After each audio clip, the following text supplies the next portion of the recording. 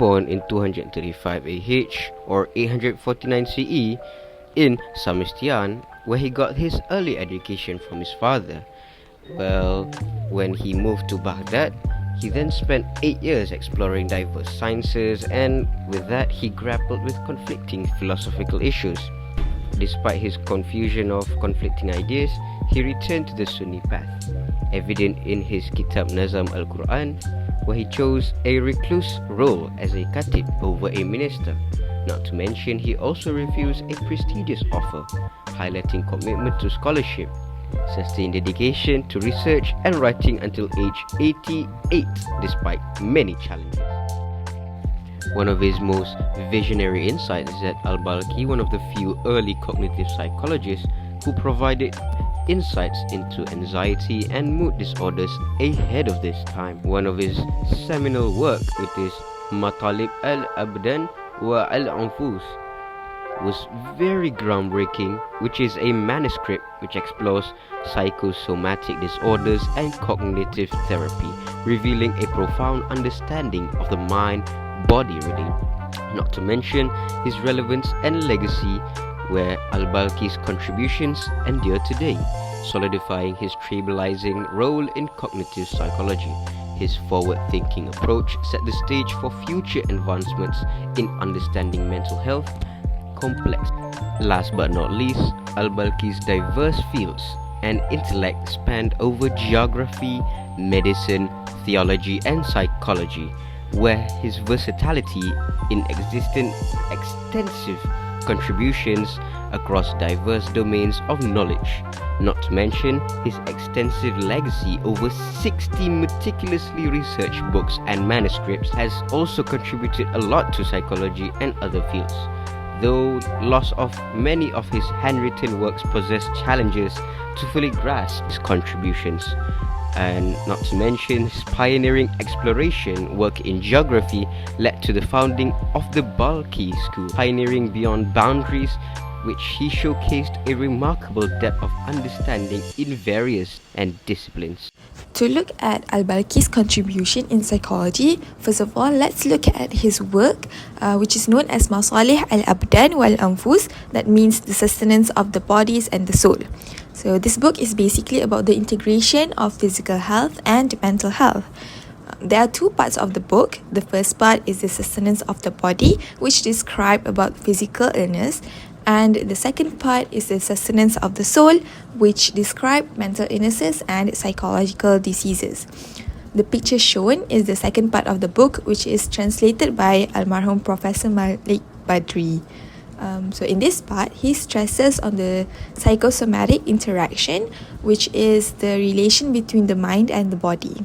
So as quoted in the book, he explains that if the body is sick, the soul will lose its ability to enjoy the pleasurable aspects in life. Meanwhile, if the mind is sick, the body will eventually develop physical illnesses as well.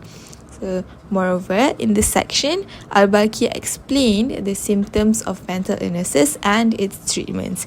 He gave advice on how to prevent mental illnesses, as well as how to return the body and the soul to their natural healthy state. Furthermore, Al-Balkhi is known as the pioneer of cognitive therapy. So in his work, he suggested therapy as a treatment for mental illnesses. One of them is a therapy which can bring happiness, such as listening to music. So he also mentioned that the best music is the melodious recitation of Al-Quran, such as Taranum. So nowadays, we can see that music therapy is well known to treat depression patients. So I hope you can realize how amazing the genius Al-Balkhi could write about this 1,000 years ago, and somehow it had contributed to the modern psychology now.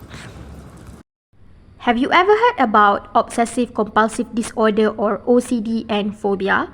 Did you know that Al-Balkhi's descriptive criteria of OCD and phobia back then was extremely similar to the description in DSM-5?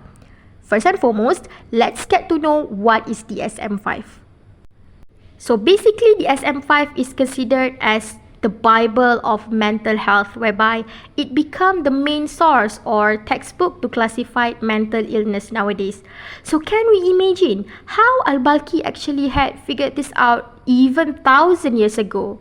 Now, let's jump straight to the criteria from Al-Balkhi and current psychology perspective of phobia and OCD. So basically,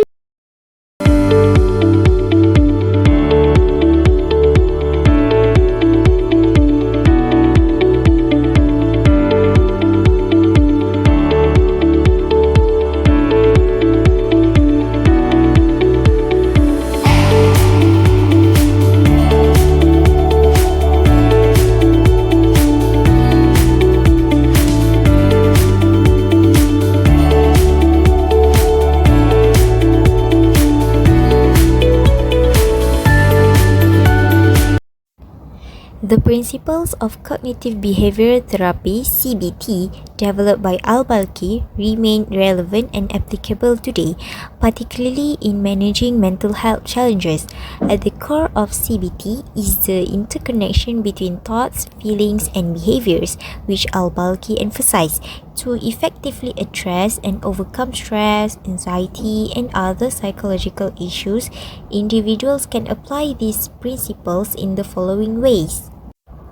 So firstly, by identify and challenge distorted thought, recognize negative thought patterns and reframe them in a more realistic and positive light.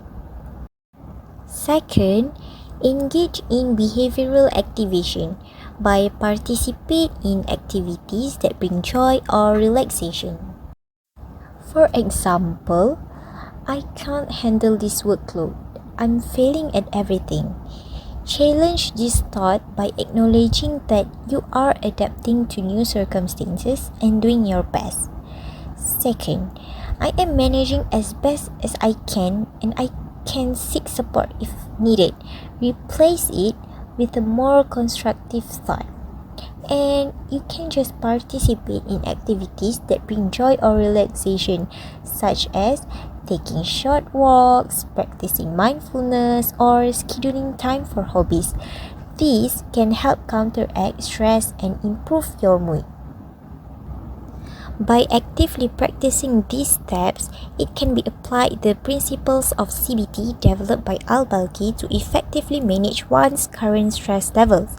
By recognizing and challenging negative thought patterns, fostering positive thinking, and modifying behaviors, people can work towards improving mental health well-being. Now, I'm going to share another opinion.